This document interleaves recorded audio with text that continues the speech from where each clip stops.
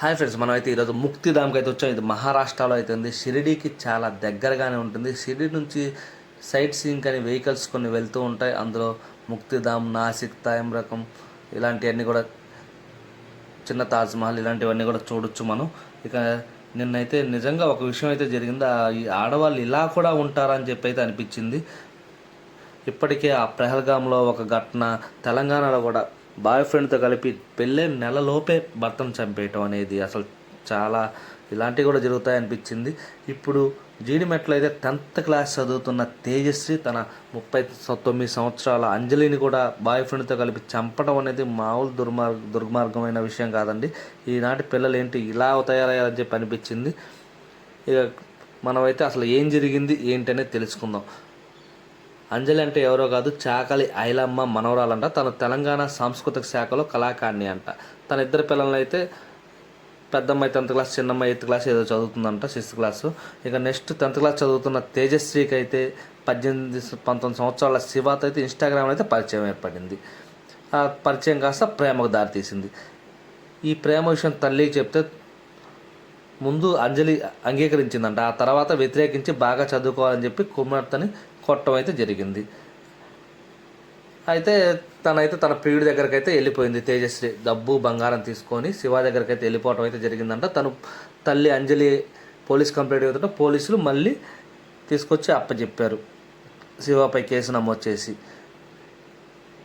ఇక అంజలి దగ్గరికి అయితే తేజశ్రీ రాగానే తనను కొట్టడం, తిట్టడం చేసి శివని జైలుకి పంపిస్తామని చెప్పి బెదిరించింది. దీంతో తన ఇష్టానికి అడ్డుగా వస్తున్న తల్లిని ఎలాగైనా చంపాలని బాలిక గట్టిగా నిర్ణయించుకుంది. ఇక ఈ నెల 23 సాయంత్రం అయితే తన ఇంటి దగ్గరకు వచ్చి తన తల్లిని హత్య చేయాలని చెప్పి శివాకి చెప్పింది. శివ ముందు వద్దన్నాడంట. అయితే తన తల్లిని కనుక హత్య చేయకపోతే తనే ఆత్మహత్య చేసుకుంటానని చెప్పి బెదిరించడంతో శివ తన తమ్ముడు 10వ తరగతి చదువుతున్న తమ్ముడు తీసుకొని ఇద్దరు కూడా వచ్చి బాలిక తేజశ్రీ బయట ఇంటి ముందు కాపలా కాయగా శివ అతని తమ్ముడు అయితే లోపలికి వెళ్ళి అంజలిని మెడను చున్నీతో గట్టిగా ఉరిబిగించి అయితే హత్య చేశారు. విషయం పోలీసులు తెలియడంతో మంగళవారం తెల్లవారుజామున శివని కట్టంగూళ్ళు, అతని సోదరుణ్ణి, బాలికనైతే నగరంలో అదుపులో తీసుకొని విచారించగా అంజలిని తానే చంపినట్టుగా అయితే ముగ్గురు ఒప్పుకున్నారు. ముగ్గురిని అయితే రిమాండ్కి అయితే తరలించడం జరిగింది. అయితే ఇక్కడ చెప్పిన విషయం దాని ప్రకారం అయితే తేజశ్రీకి తన తల్లికి ముందు నుంచి అస్సలు గిట్టేది కాదంట. 7వ తరగతిలోనే తను తల్లి దగ్గర ఉండను, తల్లి అయితే కొడుతుంది అని చెప్పి పోలీసులకు అయితే ఫిర్యాదు చేసింది. దీంతో అంజలి తన కూతుర్ని 2 ఏళ్ల పాటు తన చెల్లెలింటికి అయితే పంపించిందంట. 3 నెలల క్రితమే బాలిక తల్లి వద్దకు వచ్చింది. అయితే బాలిక మొదటి నుంచి కూడా తల్లితో శత్రుత్వం అంట. తల్లి తనపై చేయి చేసుకున్నదని తన ఫ్రెండ్స్ కూడా చెప్తూ ఉండేదంట. ఇక ఈ విషయం తెలుసుకున్న నిందితుడు శివ తల్లి అయితే వివాదాస్పద వ్యాఖ్యలు అయితే చేసింది. బాలిక తల్లి అంజలిని తన కుమారులు హత్య చేయడానికి తాము సమర్థించుకుంది. మొదట్లో శివ ప్రేమకు అంగీకారం తెలిపిన అంజలి ఆ తర్వాత ఒప్పుకోకపోవడం వల్లే ఆమెను తన కొడుకులు హత్య చేశారనేది చెప్పింది. కానీ ఏదైనా కానీ అస్సలు ఇలాంటి విషయాల్ని సమర్థించడం అనేది అస్సలు అలాంటి చేయాల్సిన పని కాదు.